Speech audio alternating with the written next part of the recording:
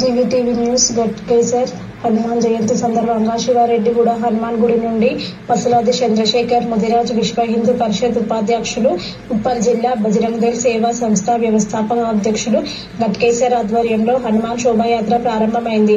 ఈ యాత్రలో పాల్గొన్న వారు వివిధ పార్టీల అధ్యక్షులు, కార్యవర్గ సభ్యులు, ఆర్యవైశ్య సంఘం మరియు వివిధ సంఘాల అధ్యక్షులు, నాయకులు, హనుమాన్ శోభాయాత్ర కార్యవర్గం సభ్యులు, కార్యకర్తలు యాత్రలో పాల్గొన్న ప్రజలకు ధన్యవాదాలు తెలిపారు.